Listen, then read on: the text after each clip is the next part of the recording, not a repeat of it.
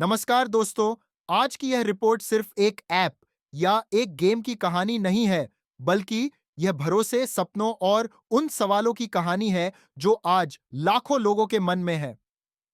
साल 2025 में online gaming को लेकर देश ने एक बड़ा फैसला देखा जब सरकार ने संसद में dream 11 paid contest 2025 online regulation bill पेश किया।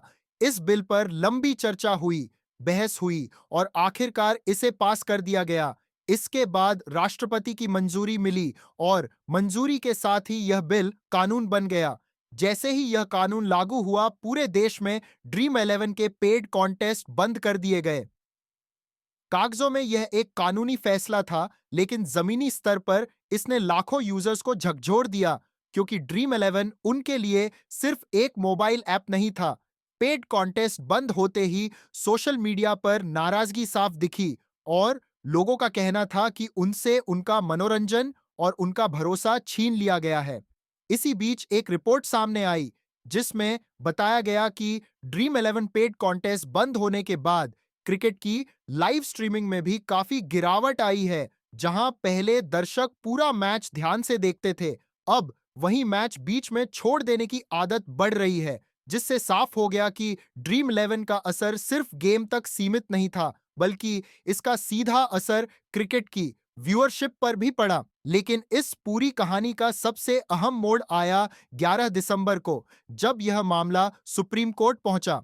सुप्रीम कोर्ट ने सुनवाई के दौरान बेहद सख्त और सीधे सवाल किए और साफ कहा कि ड्रीम 11 पेड कॉन्टेस्ट तभी दोबारा शुरू होगा जब कंपनी पूरी पारदर्शिता के साथ हर जानकारी सामने रखेगी।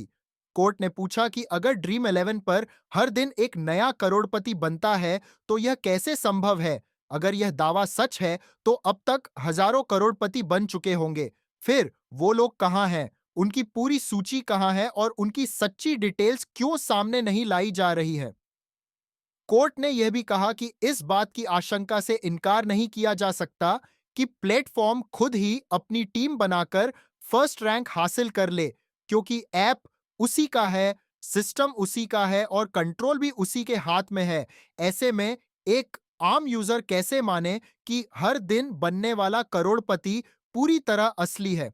सुप्रीम कोर्ट का साफ संदेश था कि जब तक हर जीत का पूरा रिकॉर्ड, हर करोड़पति की पहचान और पूरे सिस्टम की प्रक्रिया देश के सामने नहीं रखी जाती, तब तक पेड कॉन्टेस्ट को दोबारा शुरू करने की इजाजत नहीं दी जा सकती। आज की स्थिति बिल्कुल साफ है, कानून लागू है, ड्रीम 11 पेड कॉन्टेस्ट बंद है, यूजर्स नाराज हैं, क्रिकेट की व्यूअरशिप प्रभावित हुई है और ड्रीम 11 का भविष्य अब अदालत के फैसले पर टिका हुआ है।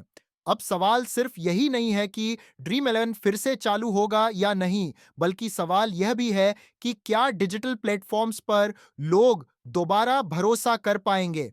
इसका जवाब आज किसी के पास नहीं है। यह जवाब आने वाला वक्त और अदालत का अंतिम फैसला ही देगा।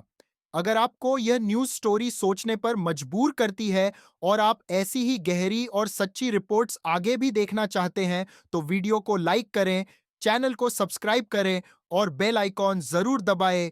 हम मिलेंगे अगली बड़ी रिपोर्ट के साथ। धन्यवाद।